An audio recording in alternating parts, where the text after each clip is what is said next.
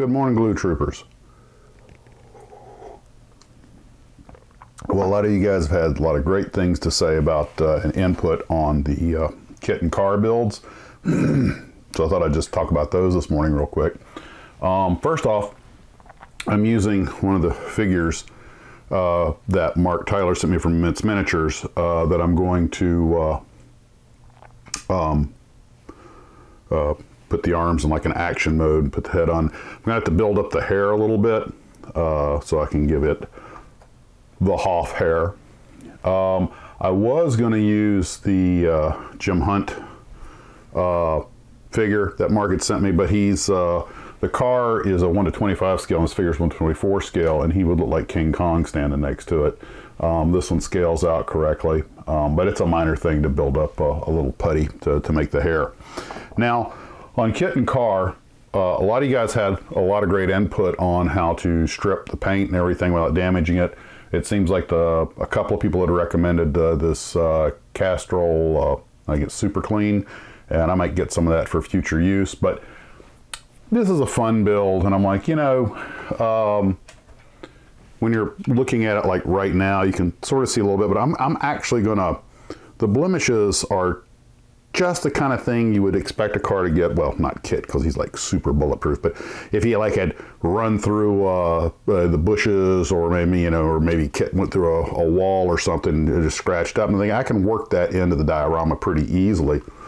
The only thing about car is that the front end's not right, because car had those little lights down there and everything. And this since it is actually a Knight Rider kit, it has the Knight 2000 here. So I might putty this in and try to put something in there it won't be a dead ringer, but it will be, you know, something to kind of help tell the two apart, show that, hey, I'm trying to make car. I'm not being completely lazy on this build, you know. I mean, it's just a fun build, but I figure if I just smooth some putty in there and then groove out some areas and stick something in where those little chin lights are at, or brow lights, whatever you call them, that would be a fairly easy way to enhance the detail, make it more accurate with without getting into the weeds on it. And of course, since it was car, it says Knight 2000 right there, so I'm like, yeah, even though this is a fun build and a little diorama, and it's, you know, kind of a low stress thing, I still, you know, we have standards.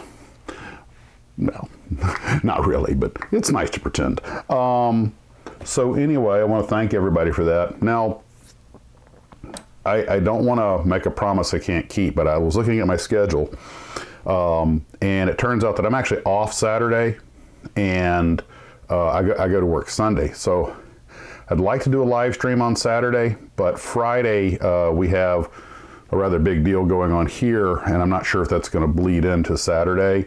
So I have to confirm with High Command, the wife, but I think maybe I can get out a live stream on this Saturday. Now, that would, I think I might try changing the time to 2 in the afternoon, because a lot of the guys across the pond are saying that, you know, when I'm starting, it's 9 o'clock their time, and I know a lot of you guys have families and kids and stuff. So tentatively, I'm going to plan on trying to kick off a live stream 2 o'clock this Saturday. And if you guys have anything in particular you'd like to talk about, just link it below or shoot it to me. It's probably best to shoot it to me in email. I've said this before, but I'd like to just reiterate that, partly because I crank out so many videos, that after a day or two, I'm usually not back checking on comments. Sometimes they'll populate my little comment alerts thing, but that's hit and miss. So sending an email to maxismodels@yahoo.com is probably the best way to guarantee that I'll see what you're saying. Also, real quick, I do try to read all the comments, at least for the first couple of days. A lot of times all I'll do is just, you know, click a like on, you know, and a little smiley face. Sometimes I'll reply to you. But I don't want you to think I'm not reading the comments, at least not for the first couple of days. Every once in a while I go back and check older videos, but there's so many of them out there, there's no way I can keep track. I didn't realize how many comments that I had generated, or the site had generated. But I actually went back and saw the old Revell Aurora monogram. That thing's over 400,000 views now, and I still find new comments on it. So on the occasion that I go back to it, I'll try to leave a reply for at least the first couple of comments. But it's just, it just runs into a time issue. So don't think I'm not reading your comments or not trying to just because you don't hear a reply from me. And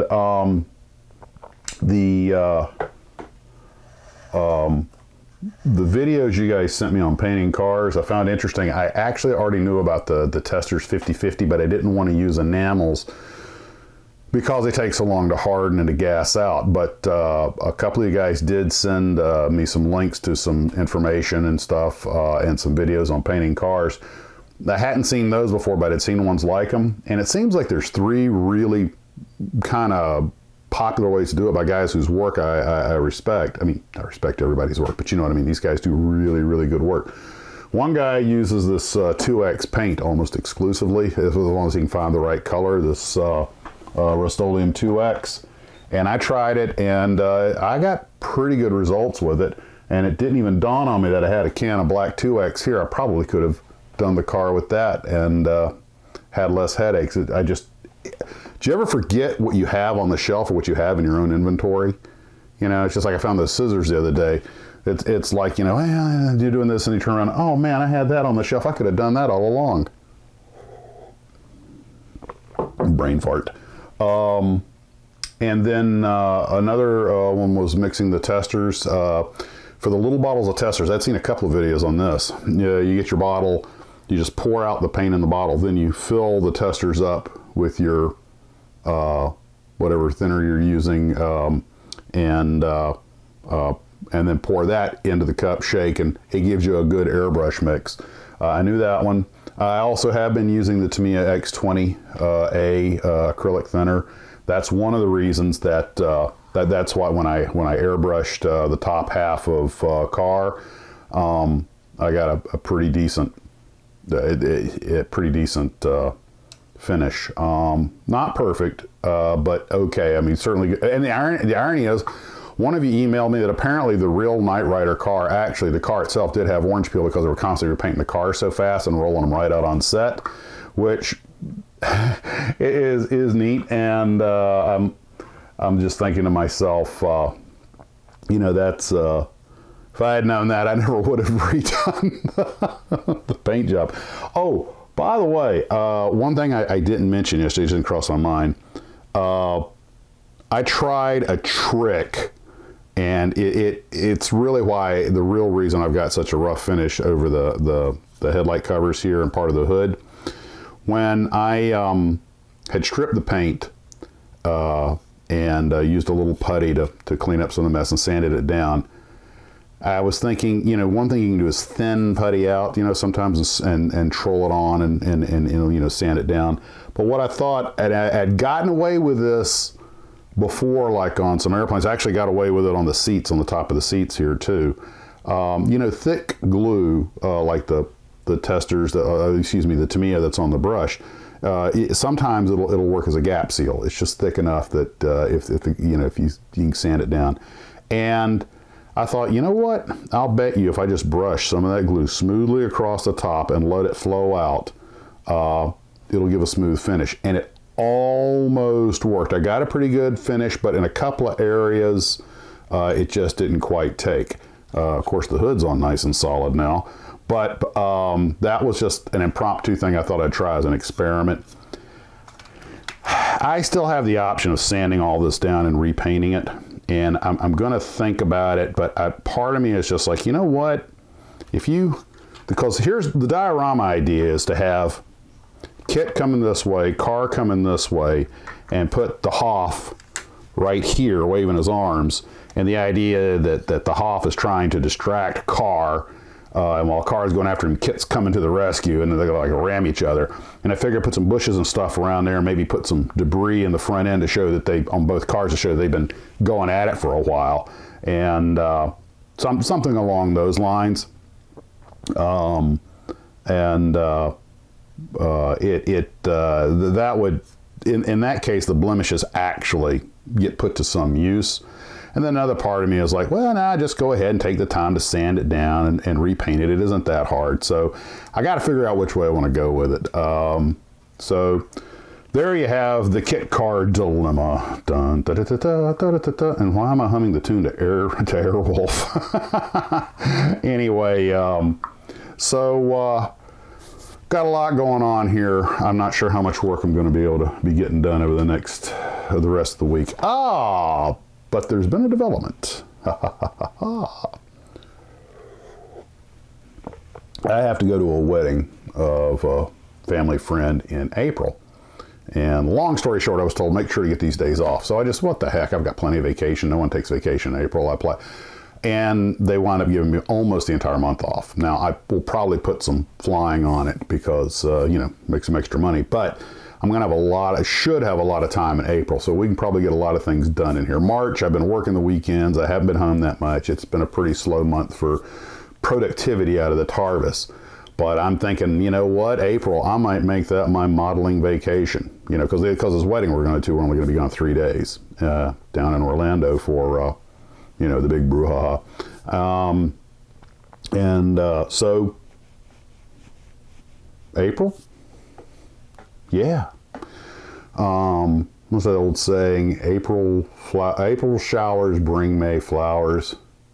And I have to come up with April builds give May something. Oh, gosh. Normally I'm very witty about those things. I can't come in. But April styrene gives cool model scenes. April styrene gives May model scenes. Yeah. April styrene gives May model scenes. Let's go with that. And maybe I can get cranking on some of those Edward kits with those teeny tiny little microscopic parts. One of the builders, one of you guys, it's Mark H, has been, you've seen some of his World War I aircraft in the viewers builds, and he's been doing a lot of the older Aurora ones and everything. Well, he upscaled recently to Edward, and his first Edward kit was the Fokker triplane. Well, you guys may or may not know this, but the Fokker triplane actually did not have any rigging, if you ever notice. It doesn't have any wires or cables. In fact, it wasn't even supposed to have the outboard wing struts originally. Anthony Fokker deliberately designed that airplane where the upper wing, and you have to remember the wings were shorter on that airplane than most World War I aircraft. That's one reason they had 3.5 of them. We call it a triplane, but it's actually the part between the landing gear. That's a wing also. That's a quarter wing down there, so it's really a 3.25 wing. The short wingspan and all that lift is why it was so agile, but it was actually a little slower because of all the drag. But Fokker had designed it where the upper wing was suspended just by the cabane struts. Then you had the middle wing and lower wing bolted straight to the fuselage and that little quarter wing between the wheels. And he originally was not going to have the outboard struts on it. And he thought maybe it wouldn't hurt to have a little extra structure, but also his engineers and people saying, look, we know how conservative the German general staff is. If they don't see struts out there, they're not going to trust it. So putting the struts out there also helped to sell the airplane. But getting back to models, the triplane, since it didn't have any external wiring, although it was a very detailed kit, especially compared to the Aurora kit, it was still fairly straightforward in most regards, is because you just didn't have all that rigging to deal with. Well, his next airplane he's working on now is an SE-5, which has got a ton of rigging on it, and he's finding it to be quite the challenge. So far he's been up to it, but I think he said he had to dangle 18 pieces of line just off the upper wing to get it ready for rigging. And because Edward makes everything so perfectly to scale, there's just no tolerance on those wing struts. Everything's got to be exact. And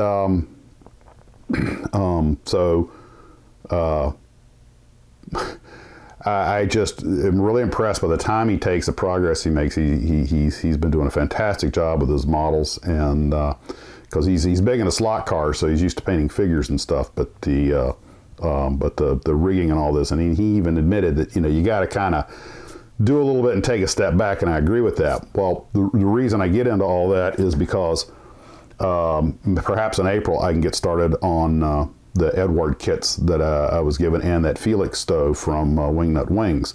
And I figure if I set aside almost an entire month to work on just those models, I should be able to get some work done. And then for breaks, I can go do research, maybe start pumping out a few more history videos. So that's kind of the tentative game plan. So I think, oh, there's that aioli over there. These guys, they keep coming. That's the lizard, the chameleon. Dude, I want to help you out, but every time I try to pick you, well, I mean, I don't blame you for running, but you keep running and hiding on me. If you don't get out of this shed, you're going to starve to death. Oh, well. Let's see. And then I'd like to do some more work in there. Well, I want to do work in there. I would say the rockets are sitting here laughing at me, but actually they're not laughing at me. They're begging, please come give us some attention. Oh, by the way, quick news item.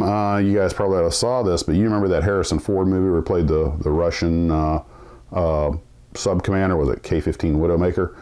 I just saw in the news today, maybe it's an old story, but it had gone to Providence, Rhode Island as a museum, and apparently it sank during a nor'easter in 2007.